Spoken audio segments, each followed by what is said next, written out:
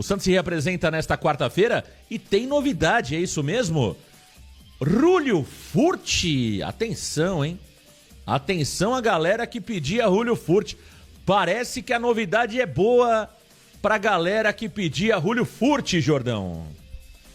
Pois é, Marcão. El Imperador está de volta. Julio Furti foi reintegrado ao Santos após 5 meses de afastamento por decisão do técnico Kleber Xavier. O Peixe entendeu que no início da temporada o ideal seria deixá-lo afastado e treinando separadamente, pois isso talvez aumentaria a chance de uma saída. Mas não foi o que aconteceu. Como bem sabemos, o Furti ele sentou no contrato e inclusive recusou uma proposta de empréstimo do Juventude e dificultou a rescisão contratual. O plano do técnico Kleber Xavier é ver se o Furti pode ser útil, visto que ele ganha mais de R$1 milhão e ainda tem um contrato, podemos dizer, longo com o Santos. O seu contrato é válido até dezembro de 2026. Portanto, Julio Furti é uma das novidades para a semana de treinos que se inicia nesta quarta-feira.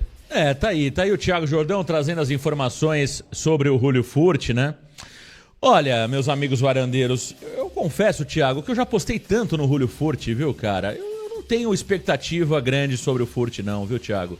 Eu não acredito que o Furti faça melhor do que tem feito o Tiquinho, do que tem feito o David Washington. Sinceramente, jogador que teve muitas dificuldades, Thiago, para jogar na Série B, né? É claro que o Furti, talvez, em termos de gols, tem até feito alguns, né?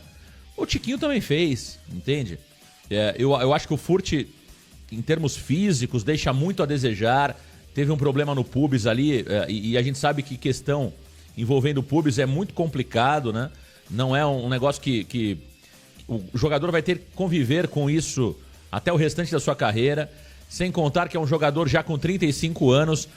Thiago, veja, eu acho que utilizar o Furti, talvez ok, dá pra entender, porque é um jogador que faz parte do elenco e o Santos tentou uma estratégia com o Furti de tentar mexer com o orgulho dele, né? Ou seja, eu vou afastar o Furti, o cara vai se incomodar e vai buscar um outro clube para jogar. Não deu certo a estratégia do Santos, né? Porque o Furti se acomodou. O Furti falou, ok, querem me afastar? Tudo bem, eu vou continuar ganhando R$1.300.000. Ele não aceitou propostas de outros clubes aqui no futebol brasileiro, como é o caso do Paysandu, que tentou levar o Julio Furti. Cheguei até a ver essa proposta aí, o Paysandu fez proposta para ter o Julio Furti. Outros clubes aqui no futebol brasileiro tentaram a contratação do Julio Furti, pagando parte do salário do atleta, e o Furti não quis deixar o Santos. Então, assim, eu acho que o Santos, diante da crise, acaba tentando achar uma alternativa dentro do próprio elenco, Thiago. Olha, eu não sou favorável ao Furti como titular do Santos. Agora, pode ser válido, Thiago. Não sei, você tá perdido, talvez o Furti seja uma alternativa interessante. Você fala, Marcão, você acredita que o Furti vai ajudar o Santos a sair desse buraco? Não acredito, cara. É aquilo que a gente sempre fala, Thiago, do Kleber Xavier também, né? Kleber Xavier foi contratado, a gente dizia, não é o nome certo. Não é através do Kleber Xavier que o Santos vai voar na temporada. Vamos torcer demais para dar certo. Mas a gente não acreditava. O caso do Julio Furti é o mesmo, Thiago. Acho que ele pode acrescentar, ele é um cara que sabe fazer gols, não dá pra gente rasgar o currículo do Furti, achar que ele é um pereba. Não é isso. Agora, vamos olhar o Furti no Santos? Quando o Furti teve a oportunidade, ele foi bem? Não foi. Ele foi bem quando ele tinha o Marcos Leonardo como titular. As atenções eram para o Marcos Leonardo. O Furti, que veio ali do futebol mexicano, todo mundo entendendo que era um bom jogador, entrava faltando 10 minutos e fazia gols, jogava bem. Deu a impressão que o Furti seria realmente o substituto ideal do Marcos Leonardo. A gente começa a temporada 2024 dizendo, é o ano do Furti. Eu disse isso aqui, é o ano do Furti. E o Furti não consegue jogar uma Série B. Uma Série B com nível baixíssimo. A Série B do ano passado foi baixíssimo o nível. Como que eu posso imaginar que o Furti vai conseguir jogar uma Série A que é muito mais complicada, que exige muito mais da parte física? Então, sinceramente, eu não acredito. Agora, respeito a decisão. É um ativo do clube, o cara tá lá, ganha R$1.300.000, tem um certo currículo. Então, talvez o Kleber Xavier, diante dos problemas que tem, pensa em aproveitar o Julio Furti nos próximos jogos. Eu respeito a decisão, Thiago, mas não acredito que a solução dos problemas venha com o Julio Furch. Thiago Jordão.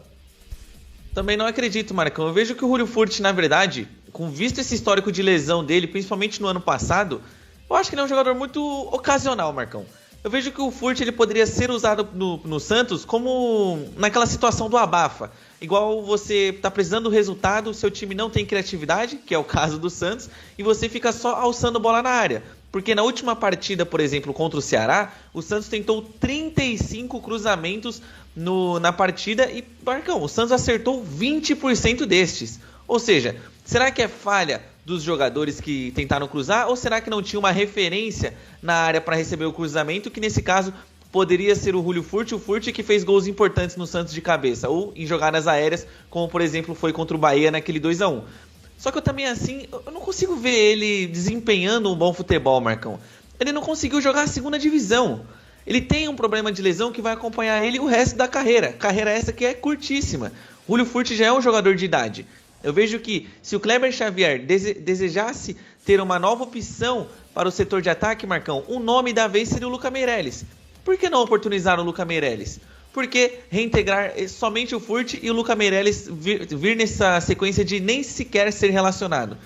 Assim, respeito também a decisão, vejo que o Kleber Xavier pode utilizá-lo de um jeito situacional, conforme mesmo eu trouxe anteriormente, num jogo que o Santos pode buscar mais o jogo aéreo, o Furch entrar no segundo tempo até para a bola aérea defensiva, que ele é muito importante. Aquele gol que ele fez contra o Grêmio no 2-1 em 2023, começa justamente com uma bola em que ele afasta, ajudando o time na defesa. Eu vejo que são somente essa valência, Marcão. O jogo aéreo dele pode ser útil para o Santos, porque jogo intenso, corrido, físico, eu particularmente duvido que o Furch conseguirá entregar ao Santos Futebol Clube.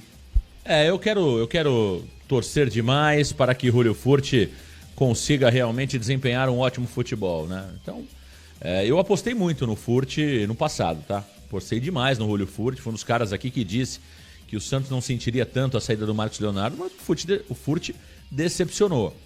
Então, somado à questão técnica do Furch, que não é tecnicamente brilhante, e o problema físico que ele tem, eu sinceramente tenho muitas dúvidas sobre essa reintegração. Mas a informação tá aí, Julio Furch vai ser reintegrado, ele que treinava à parte, ele e o Andrei Quintino, né, jogadores que treinavam à parte.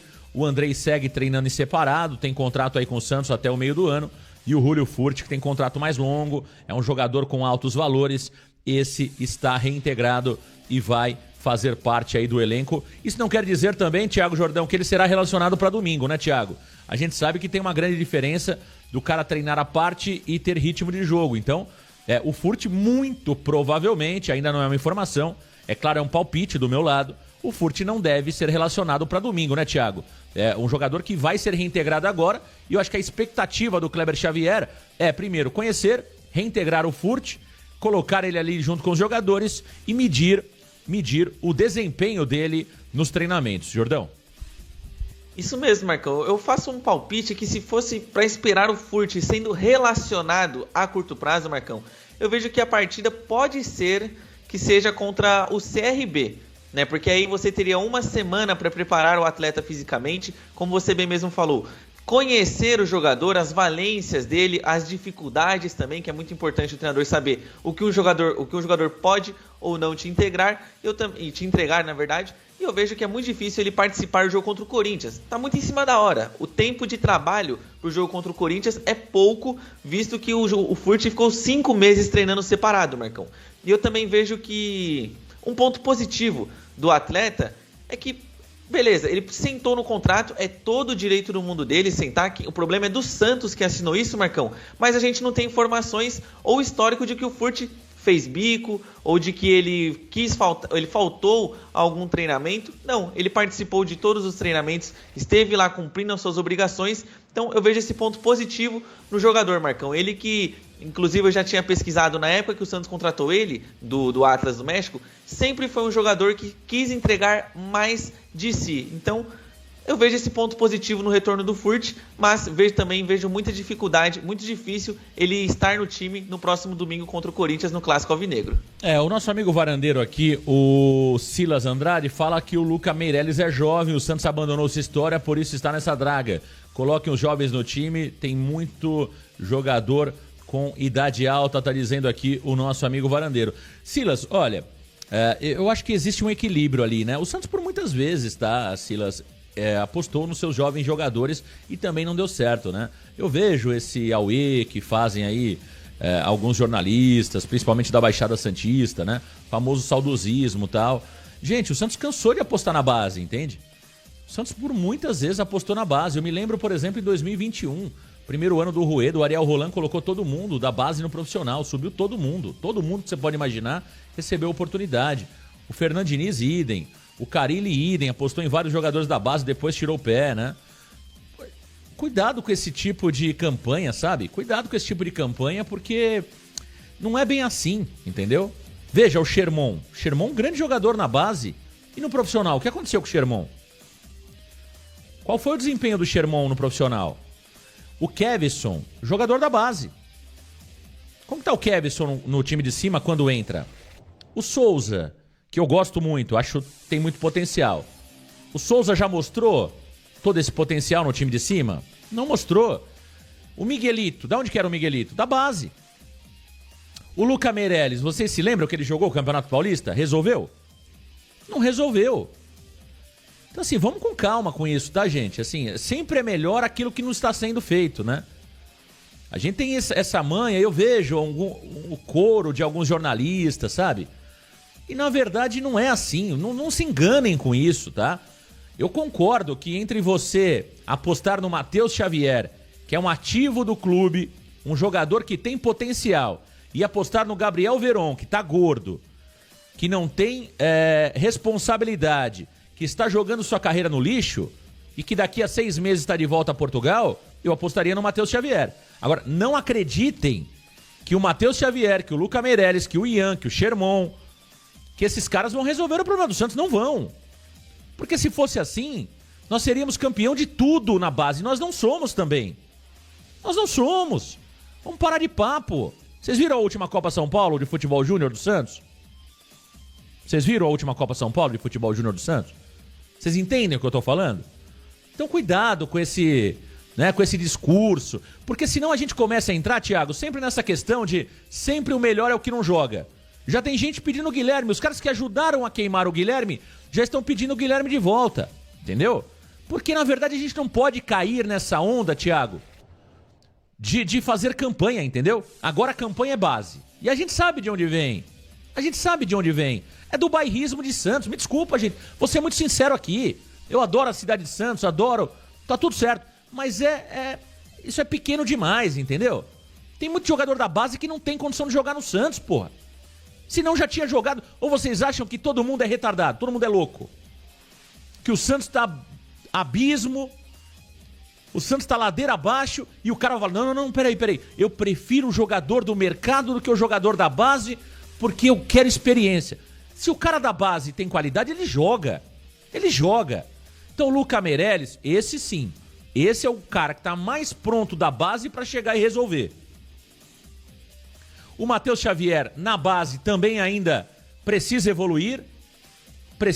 O Matheus Xavier não é também. Quantos gols tem o Matheus Xavier na base? Poucos. Quem mais da base? Robinho Júnior, por exemplo. Robinho Júnior é reserva do Sub-20. Ele não é titular no Sub-20, o Robinho Júnior. Eu também gosto do Robinho. Acho legal, lembra o pai, tem qualidade, né? Um jogador que tá de acordo com as características e as tradições do clube. Mas ele não é titular da base. Como que eu posso chegar aqui no microfone e falar o seguinte? Olha, o Robinho Júnior tem que jogar o clássico contra o Corinthians domingo. Ele não joga contra o Mauaense, porra. Ele não é titular contra o Mauaense no Campeonato X. Como que eu posso achar que o Robinho Júnior vai chegar na Neoquímica Arena e vai resolver o problema do Santos? Então não é assim, tá? Então acho que tem muito fanatismo, existe muito bairrismo nessa questão quando fala da base. Thiago, por muitos anos a gente apostou na base e não deu nada. É aquele velho negócio. Quando eu aposto na base, eu peço o mercado.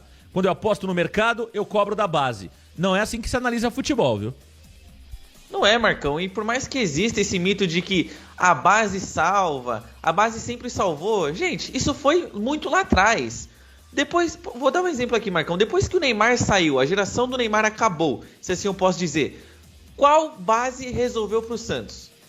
Nenhuma. Que grande jogador o Santos revelou, Marcão? Aquela safra de grandes jogadores o Santos teve? Nenhum. Sempre foi um jogador aqui, um outro acolá, o mais caro deste sendo o Rodrigo, que saiu do Santos em 2019, mas é só isso. É só isso. Eu vejo também que é uma questão muito de saudosismo, Marcão. O torcedor do Santos quer se abraçar em mitos que existem ao entorno da Vila Belmiro. E sempre suspeitem. Por exemplo, eu sempre me perguntei, por que o Miguelito não joga? E aí eu me refiz essa pergunta. Verdade, por que o Miguelito não joga? Alguma razão tem. Por que o Matheus Xavier não jogou, não foi relacionado contra o Ceará? Alguma razão tem. Por que o jogador da base nunca é relacionado? Alguma razão tem, gente. Porque os jogadores treinam entre si. E o desempenho do treino é o que faz ele ir para o profissional ou não. Para ir para um jogo profissional ou não. Sempre suspeitem. Por que o Furt ficou afastado por tanto tempo? Suspeitem. Suspeitem. O melhor nem sempre é o que está fora. Que jogador da base hoje, tirando o Lucas Meirelles, vocês garantem que ele entraria e resolveria o problema do Santos?